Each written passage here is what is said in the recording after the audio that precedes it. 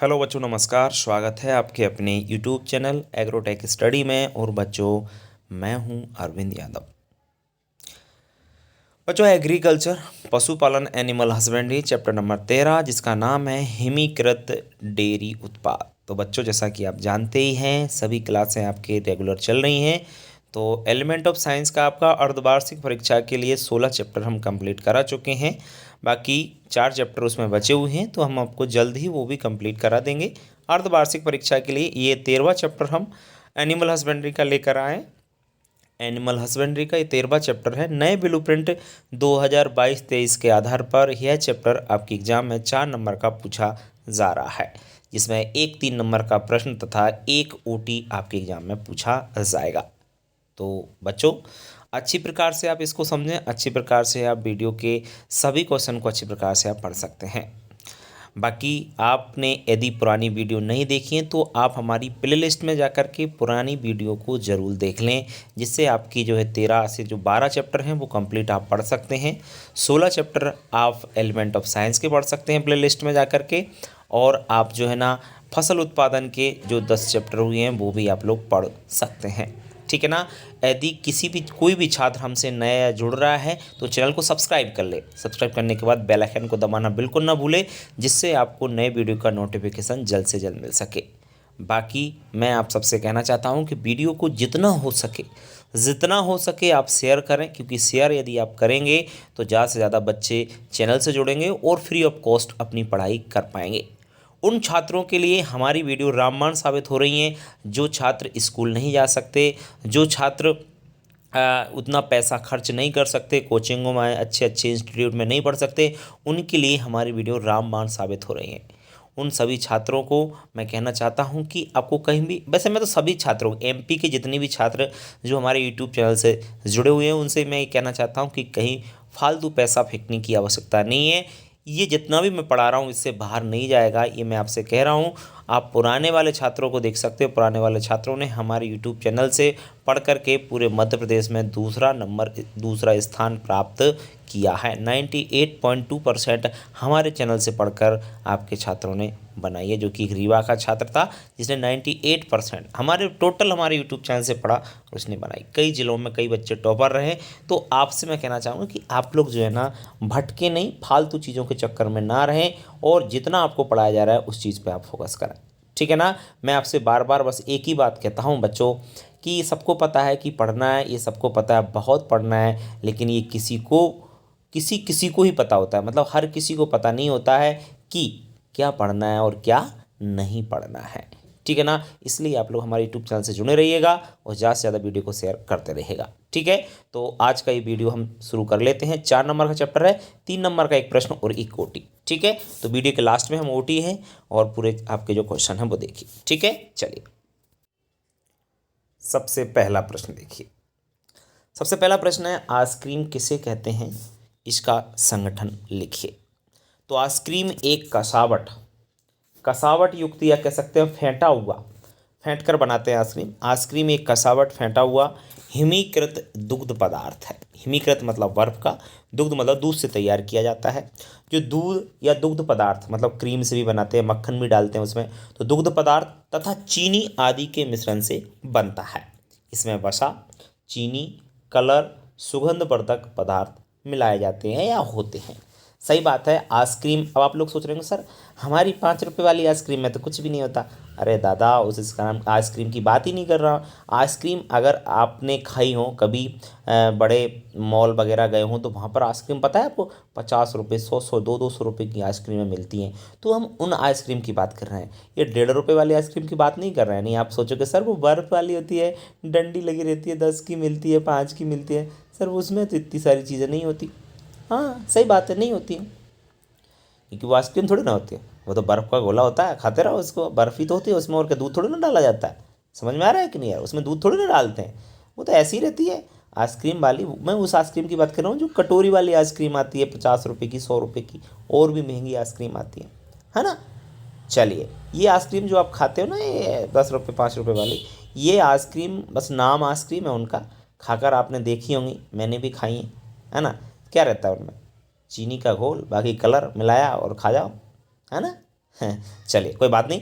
बाकी समझने के लिए आपको ये क्वेश्चन समझना होगा कि आइसक्रीम एक कसावट युक्त फेंटा हुआ हिमीकृत दुग्ध पदार्थ होता है। हिमीकृत का मतलब बर्फ वाला दूध से बना हुआ जो दूध पदार्थ, चाहे अब उसमें क्रीम भी डल रहती है, मक्खन भी। अब कोई बताइए मुझे, 5 रुपये की आइसक्रीम में कौन क्रीम डालेगा? 5 रुपये की आइसक्रीम में कौन मक्खन डालेगा? बताइए, कोई डालेगा? नहीं डालेगा ना। समझ में आ रहा है? जो आइसक्रीम महंगी होगी उसी में तो डालेगा, उसकी क्वालिटी भी होगी अच्छी। अब आप कह रहे हो सर हमने तो खाई नहीं। अब देखो, खाई तो मैंने भी नहीं, लेकिन होती हैं, ठीक है ना। खाने के लिए मैंने शायद एक आध बार भोपाल गया था, तब मैंने खाई भी है। तो आप लोग भी खा सकते हो, खा लेना यार, क्या दिक्कत है। सर पैसे नहीं है, खिला दो आप। हाँ ठीक है सर, खिला देंगे। चलिए, चीनी आदि के मिश्रण से बनता है। इसमें वसा, चीनी, रंग, सुगंधवर्धक आदि पदार्थ मिलाए जाते हैं, ठीक है ना। इसके बाद संगठन की बात करते हैं। संगठन का मतलब होता है कंपोजिशन, मतलब जो आइसक्रीम होती है उसमें क्या क्या कितने कितने प्रतिशत पाया जाता है। सबसे पहले हम बात करें जल की, तो जल लगभग 60.5 से 68.5% होता है। वसा की बात करें तो 9 से 12% वसा होता है लगभग। और वसा रहित ठोस की बात करें, SNF होता है लगभग 8 से 12%। चीनी लगभग 14 से 15%। और स्थायी कारक 0.5%। तो टोटल आपकी 5 चीज़ें हैं। देखिए, मैं एक बात कहना चाहूँगा, आइसक्रीम का संगठन कई बार एग्जाम में पूछा जा चुका है, इसलिए इसको अच्छी प्रकार से इस पर गौर फरमा लीजिए, नहीं फिर वही बात आएगी, होत क्या पछताए से जब चिड़िया चुग गई खेत। इसलिए जो है ना, अभी के अभी आप इसका स्क्रीनशॉट ले लीजिए और ये आपको याद हो जाना चाहिए। आइसक्रीम का संगठन पूछा गया है, बार बार कह रहा हूँ मैं आपसे, ठीक है। चलिए बढ़ते हैं आगे नेक्स्ट क्वेश्चन की ओर।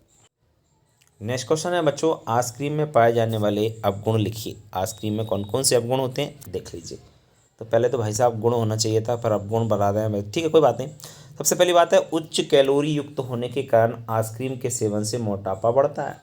अगर आइसक्रीम जो व्यक्ति रेगुलर खाता है, रोज़ खाता है आइसक्रीम, तो 100% वो मोटा ही होगा, क्योंकि उसमें उच्च कैलोरी युक्त होती है। वो उच्च कैलोरी मतलब उसमें ऊर्जा अधिक प्राप्त होती है आइसक्रीम खाने से। क्यों? क्योंकि उसमें जो है पोषक तत्व ज़्यादा पाए जाते हैं, इस कारण से एनर्जी ज़्यादा मिलेगी। एनर्जी ज़्यादा मिलेगी तो फिर उसको पचाने के लिए भी मेहनत करनी पड़ेगी। मेहनत करते नहीं तो फिर तो मोटापा बढ़ना ही बढ़ना है आपका, ठीक है। दूसरा पॉइंट है, आइसक्रीम में उच्च शर्करा होने के कारण ट्राइग्लिसराइड की मात्रा बढ़ती है। जी हाँ, ट्राइग्लिसराइड ये ब्लड में पाया जाता है। ये ब्लड में ट्राइग्लिसराइड की मात्रा बढ़ जाती है, जिससे क्या बढ़ता है? वजन बढ़ता है। इससे भी मतलब वजन या मोटापा बढ़ता है। तीसरा पॉइंट है, आइसक्रीम में उच्च मात्रा में दुग्ध शर्करा होने से लैक्टोज संवेदनशील लोगों में आइसक्रीम सेवन से परेशानी होती है। बहुत सारे लोगों को क्या होता है, ये लैक्टोज दूध में पाया जाता है, और बहुत सारे लोग इसके प्रति संवेदन सेंसिटिव होते हैं, इसको पचा नहीं सकते हैं, या इसकी जो होता है जैसे ही पेट में जाता है लोग उल्टी कर देते हैं। तो बहुत सारे लोगों की प्रॉब्लम भी हो जाती है आइसक्रीम खाने से, ठीक है ना। तो 3 नंबर में प्रश्न आ रहा है, 3 पॉइंट बता दिए। आइसक्रीम में पाए जाने वाले जो अवगुण होते हैं, उम्मीद करता हूँ सभी को अच्छी प्रकार से क्लियर हो रहे हैं। बहुत सिंपल से पॉइंट है, ठीक है। Next question 3rd number, ice cream के गुणों को प्रभावित करने वाले कारक। तो आइसक्रीम के गुणों को प्रभावित करने वाला पहला कारक है आइसक्रीम मिश्रण का संसाधन, मतलब प्रोसेसिंग। आइसक्रीम बनाते समय आइसक्रीम बनाते समय बच्चों उसके मिश्रण का संसाधन मुख्य प्रतिकारक होता है। यदि उचित सावधानी से आइसक्रीम मिश्रण का संसाधन न किया जाए तो आइसक्रीम के भौतिक गुण तथा बनावट पर गहरा प्रभाव पड़ता है। जी हाँ बच्चों, संसाधन एक बहुत बड़ी बात होती है। संसाधन प्रोसेसिंग अगर आइसक्रीम के ढंग से नहीं की गई है तो इसकी फिजिकल कंडीशन भी खराब हो सकती है, और उसको जो बनावट है उस पर भी गहरा आपका इफेक्ट पड़ सकता है। दूसरा है पदार्थों को जमाने का ढंग, मतलब जो आइसक्रीम है उसको जमाने के ढंग की बात कर रहे हैं।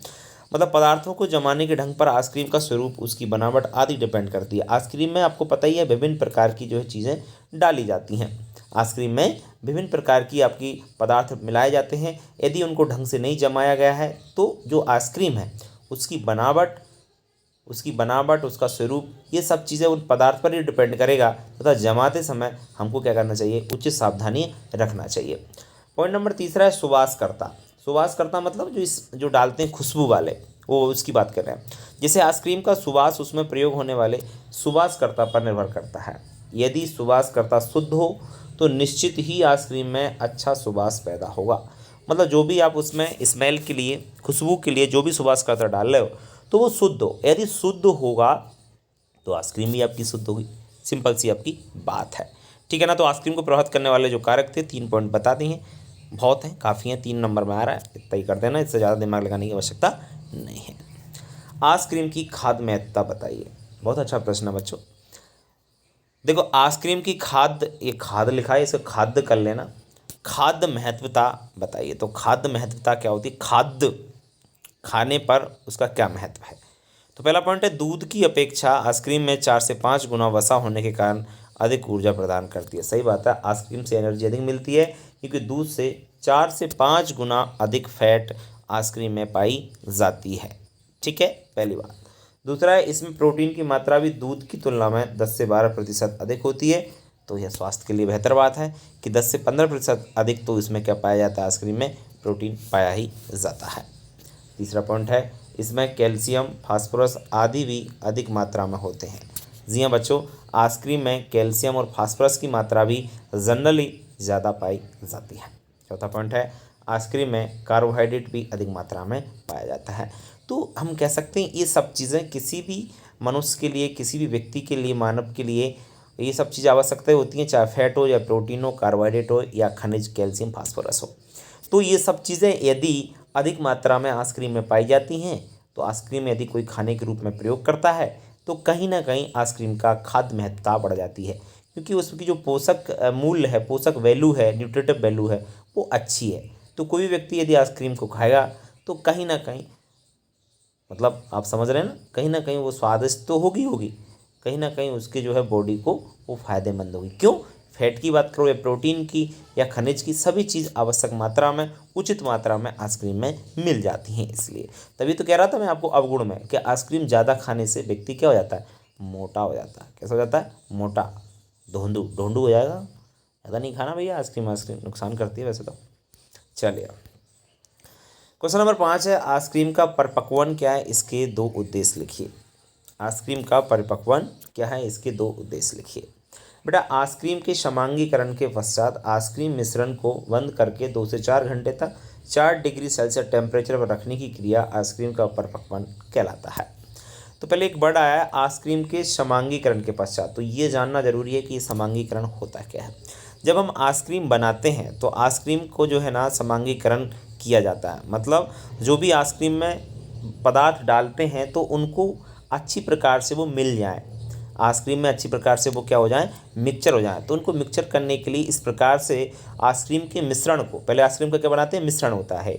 मिश्रण का मतलब आइसक्रीम में दूध होगा, जो भी डालोगे वो सब चीज़ें, बर्फ़ भी होगी, नमक भी होगा, उसमें कलर होगा, जो भी चीज़ हो, तो एक मिश्रण बन गया।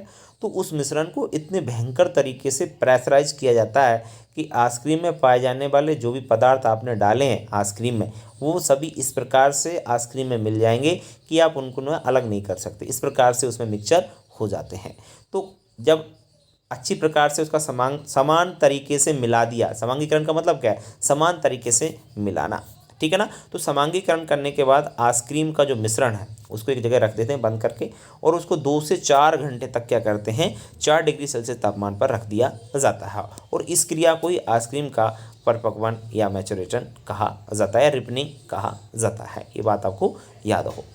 इसके बाद हम इसके उद्देश्य बात करते हैं कि ऐसा करते क्यों है, आइसक्रीम का मतलब परिपक्वन क्यों किया जाता है। तो पहला उद्देश्य तो है कि इसके द्वारा ओवररन बढ़ता है, आइसक्रीम का क्या बढ़ता है, ओवररन। और ओवररन का मतलब होता है आइसक्रीम में हवा की मात्रा बढ़ जाती है, हवा प्रवेश ज़्यादा कर जाती है। देखो ओवररन क्या है आइसक्रीम का, यदि कोई पूछे कि आइसक्रीम का ओवररन क्या होता है तो आप कैसे जवाब दोगे, आइसक्रीम बनाते समय उसमें जो हवा प्रवेश कर जाती है उसे आइसक्रीम का ओवररन कहते हैं, उसे आइसक्रीम का क्या कहते हैं, ओवररन कहते हैं, जो हवा प्रवेश कर जाती है उसे।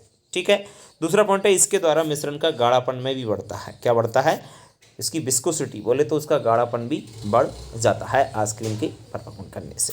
ठीक है, चलिए क्वेश्चन नंबर 6 बात करते हैं, कुल्फ़ी क्या है, इसका संगठन लिखिए। कुल्फ़ी सब लोग जानते होंगे, कुल्फ़ी मटके वाली कुल्फ़ी सबने खाई भी होगी, है ना। अभी तो मुँह में पानी आ रहा होगा, लेकिन सर्दियाँ पड़ रही हैं इस समय, कुल्फ़ी खाना कहीं ना कहीं सेहत के लिए ठीक नहीं है। पर जो भी जिसने भी खाई होंगी उनको मालूम होगा कि कुल्फ़ी कुल्फ़ी होती है, आइसक्रीम आइसक्रीम। आइसक्रीम में इतना स्वाद कहाँ जितना कुल्फ़ी में होता है। सही बात है कि नहीं है, वाह, सब बच्चे जानते हैं, सबने कुल्फ़ी खाई है। चलिए बढ़ते हैं आगे। कुल्फ़ी होता क्या है, देखिए कुल्फ़ी जो है ना एक हिमीकृत है और लेकिन देसी दुग्ध पदार्थ है, देसी होता है। कैसा होता है, देसी। ये हमारे यहाँ ही बनता है, इसलिए इसको क्या बोलते हैं, देसी बोला जाता है, जो दूध, चीनी आदि से तैयार किया जाता है। ठीक है ना। कुल्फ़ी समझ में आ रहा है ना। कुल्फ़ी एक हिमीकृत देसी दुग्ध पदार्थ होता है जो कि चीनी दूध आदि से बनाकर तैयार किया जाता है, आपका कुल्फ़ी कहलाता है। कुल्फ़ी के संगठन की जब बात करते हैं हम लोग, क्या क्या कितने परसेंट पाया जाता है, देखिए नंबर 1 है जल। जल की जल की मात्रा लगभग कितनी पाई जाती है, लिख रहा है 60% आपका जल पाया जाता है। वसा 10%, प्रोटीन 10% और चीनी की मात्रा 20% आपकी कुल्फ़ी में ये तत्व इतने परसेंट पाए जाते हैं। क्लियर, कोई समस्या नहीं होना चाहिए। क्वेश्चन नंबर 7 है आइसक्रीम एवं कुल्फ़ी में अंतर लिखिए। अच्छा क्वेश्चन है बच्चों, आइसक्रीम एवं कुल्फ़ी में क्या डिफरेंस होता है समझिए आप लोग। आइसक्रीम का संगठन निश्चित होता है, सही बात है। आइसक्रीम में जो भी चीज़ें डाली जाती हैं उनको निकाला नहीं जा सकता, तो ये इसका जो कंपोजिशन होता है वो एक निश्चित होता है। अगर आपने देखा होगा कि आइसक्रीम जो आती है उसके ऊपर एक रैपर लगा रहता है जिस पे हम पढ़ सकते हैं कि इस आइसक्रीम में क्या क्या कितने प्रतिशत है, क्या क्या कितने प्रतिशत है। तो ये जो मानक होता है, स्टैंडर्ड होता है ना, तो वही आइसक्रीम का जो संगठन होता है वही कहने का मतलब निश्चित होता है। जबकि आइसक्रीम का संगठन निश्चित नहीं अनिश्चित होता है। कैसा होता है, निश्चित नहीं होता, अनिश्चित होता है। ये बात ध्यान रखें क्योंकि उसमें कोई भी कुछ भी मिला सकता है, इसलिए। दूसरा पॉइंट है आइसक्रीम मिश्रण से कुल्फ़ी तैयार की जा सकती है। जी हाँ बच्चों, अच्छी बात है। आइसक्रीम मिश्रण से क्या तैयार की जा सकती है, आइसक्रीम मिश्रण से कुल्फ़ी तो तैयार कर सकते हैं, लेकिन कुल्फ़ी के मिश्रण से आइसक्रीम नहीं बनाया जा सकता है। ये बात भी आपको अच्छी प्रकार से पता होना चाहिए। तीसरा पॉइंट है आइसक्रीम के लिए शंकु की आवश्यकता नहीं होती। सही बात है, आइसक्रीम को कोई भरने की आवश्यकता थोड़ी ना है किसी चीज़ में, लेकिन जब आपका क्या बनता है, क्या बनता है हैं, तो ध्यान रखें कुल्फ़ी के लिए शंकु की आवश्यकता होती है। ये बात आपको ध्यान होना चाहिए। तो बच्चों ये वेरी इंपॉर्टेंट क्वेश्चन है, ये ध्यान रखना आप लोग। कुल्फ़ी और आइसक्रीम में जो डिफरेंस है, अंतर है, वेरी इंपॉर्टेंट है। ज़्यादातर बोर्ड में यही क्वेश्चन पूछा जाएगा, इसलिए आप इसको रट लीजिए, समझ लीजिए, ठीक है ना। चलिए, अब इसमें मैंने बताया था कि 3 नंबर के प्रश्न, तो आपके 7 प्रश्न काफ़ी हैं। एक प्रश्न आना आ जाएगा, इससे बाहर नहीं जाएगा। बाकी मैंने कहा है आपको कि ओटी भी है, तो ओटी मैं आपको क्लियर करा देता हूँ। सबसे पहला पॉइंट है आइसक्रीम में वसा। तो आइसक्रीम में वसा की मात्रा लगभग 10 से 12% होती है। कितनी होती है आइसक्रीम में फैट, 10 से 12% फैट पाई जाती है। दूसरा पॉइंट है कुल्फ़ी में वसा की मात्रा 5 से 10% होती है। कुल्फ़ी में कितनी होती है फैट, 5 से 10%, ठीक है ना। कुल्फ़ी बनाने के लिए मटके में जो बर्फ़ एवं नमक डालते हैं ना, उसका जो बर्फ़ एवं नमक का अनुपात 4:1 होता है। बर्फ़ एवं जो आपका नमक होता है उसका अनुपात कितना होता है, 4:1 होता है। आइसक्रीम में सुबास कारक 4 डिग्री सेल्सियस तक इम्पोर्टेंट पॉइंट है। आइसक्रीम में जो भी आपका स्मेल वाला, अच्छी खुशबू वाला कोई पदार्थ मिलाते हैं तो कितने डिग्री सेल्सियस पर रख कर डालते हैं, 4 डिग्री सेल्सियस तापमान पर रख करके उसी डाल आपका सुबास कारक मिला देते हैं। कुल्फ़ी एक देसी हिमीकृत दुग्ध पदार्थ, ये आपको मैं बता ही चुका हूँ। कुल्फ़ी आपका एक देसी हिमीकृत दुग्ध पदार्थ है। लास्ट है आइसक्रीम का संगठन निश्चित होता है। आइसक्रीम का संगठन जो होता है ना आपका निश्चित होता है। क्या होता है, निश्चित होता है, मतलब इसको कम ज़्यादा हम लोग नहीं कर सकते हैं। नेक्स्ट आपका 7वां पॉइंट है बच्चों, कुल्फ़ी जमाए जाने वाले सांचे को क्या कहते हैं, शंकु कहते हैं। और सोडियम एल्जिनेट एक इस प्रकार का केमिकल है जो कि आइसक्रीम का स्थायी कारक है। आइसक्रीम क्या है, स्थायी कारक है। 1857 में अमेरिका के बाल्टीमोर शहर में आइसक्रीम का सबसे पहले उद्योग लगाया गया था। अमेरिका के बाल्टीमोर शहर में आइसक्रीम का सबसे पहले क्या लगाया था, उद्योग लगाया था। कब लगा था, 1857। 10वां पॉइंट है कुल्फ़ी में स्टेफिलोकोकस बैक्टीरिया अधिक मात्रा में होते हैं।